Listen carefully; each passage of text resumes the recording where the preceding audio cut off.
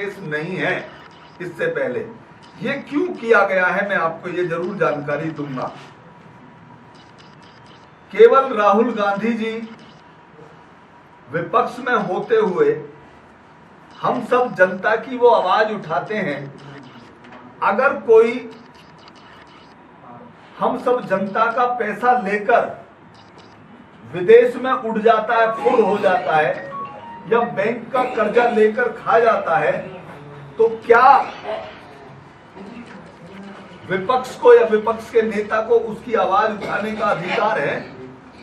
राहुल गांधी जी वो आवाज उठाते हैं। उन्होंने क्या गुनाह कर दिया अगर ये कह दिया कि एक नीरव मोदी, एक ललित मोदी और एक नरेंद्र मोदी, क्या ये इसी तरह के मोदी सभी चोर होते हैं और पैसा खाकर फुर हो जाते हैं, उड़ जाते हैं? ऐसा नहीं कि वो सभी मोदियों के लिए कह दिया हो, पर्टिकुलर नाम लिया है। और क्या ये सच नहीं है कि नीरव मोदी और ललित मोदी पैसा खाकर चोरी करके विदेश में आज बैठे नहीं हैं? उनकी बात उठाना क्या गुनाह है? साथियों, इस सब के पीछे एक षड्यंत्र है जो मैं आपको बताना चाहता हूं अब डिटेल में। 2019 में कर्नाटका में कोलार विधानसभा के अंदर, शहर के अंदर राहुल गांधी जी भाषण दे रहे थे। उसमें यह उन्होंने वक्तव्य लाइन कही। एक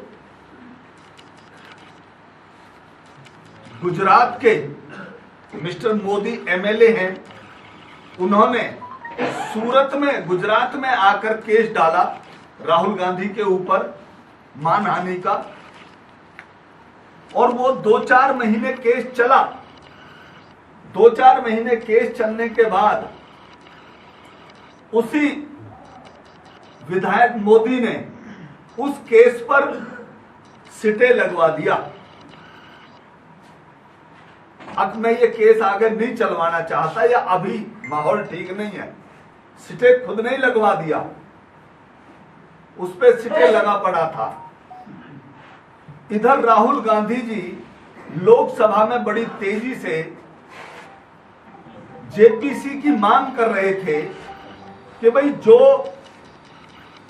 अडानी है उसने इतने सारे फ्रॉड किए हैं, बैंकों का पैसा ले लेके, एलआईसी का पैसा ले लेके वापस नहीं कर रहे, ये पैसा जनता जनार्दन का है, इस पैसे का हिसाब किताब दिया जाए। और ये पूछ लिया कि भाई अडानी और नरेंद्र मोदी जी, प्रधानमंत्री जी, आपका आपस में क्या संबंध है? विदेश भी वो आपके साथ जाते हैं, उसी हवाई जहाज में जाते हैं, आप उनके हवाई जहाज में विदेश यात्राएं करते हैं, आपका उनसे क्या संबंध है?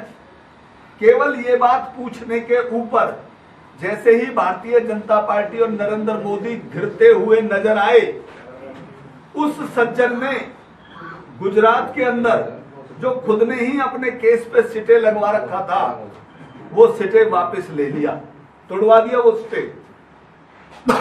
सिटे तुड़वाने के बाद फिर जानबूझकर एक ट्रायल कोर्ट में ये आदेश, ये केस डाल दिया गया, और ट्रायल कोर्ट में आनन फानन में बड़ी जल्दी से राहुल गांधी जी को 2 वर्ष की सजा सुनाई जाती है।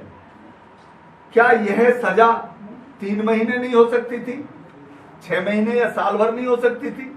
लेकिन नहीं, जानबूझकर जो मैक्सिमम सजा है उसमें 2 साल सुनाई गई। उधर सजा सुनाई जाती है, इधर दिल्ली में बैठे भारतीय जनता पार्टी के बड़े नेताओं की एक मीटिंग होती है, और वो कहते हैं कि फटाफट लोकसभा के अध्यक्ष से कहकर इनकी सदस्यता को रद्द करवा देते हैं। इतनी जल्दी क्या थी? ऐसा तो गुनाह नहीं किया, इंतजार करना चाहिए था, कोर्ट में भी जा सकते थे, सीटें भी लग सकती थी। जानबूझकर द्वेषपूर्ण उनकी सदस्यता को खत्म कर दिया गया, जिससे राहुल गांधी जी अपनी बात को या अडानी अंबानी हर की बात को या भारतीय जनता पार्टी के जो भ्रष्टाचार, काले कानून हैं, काले कारनामे कर रखे हैं, उनको ये उजागर ना कर दे या ना बोले, इसलिए उनकी सदस्यता को रद्द कर दिया गया। अब तंग करने की वजह से राहुल गांधी जी का सरकारी बंगला को खाली करवाया जा रहा है, जबकि कम से कम 20-30 ऐसे घर हैं जिनमें ऐसे लोग रह रहे हैं जो कोई सांसद भी नहीं है, पूर्व मंत्री हैं, ऐसी इस तरह के। ऐसी क्या जल्दी थी कि इनसे घर खाली करवाया जा रहा है? केवल इसलिए कि ये आगे मुद्दों को ना उठाए, ये चुप अपने घर में डर के बैठ जाए।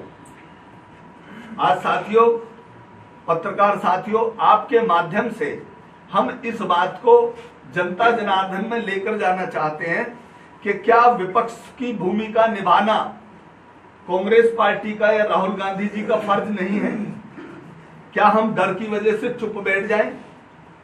क्या भारतीय जनता पार्टी जो भ्रष्टाचार कर रही है वो उनको करने की पूरी छूट दी जाए? हम ये जनता को असलियत सुनाना, दिखाना चाहते हैं कि ये इस तरह का काम करके और भारतीय जनता पार्टी द्वेषपूर्ण, फंसाकर, दबाकर लोकतंत्र की हत्या करना चाहते हैं।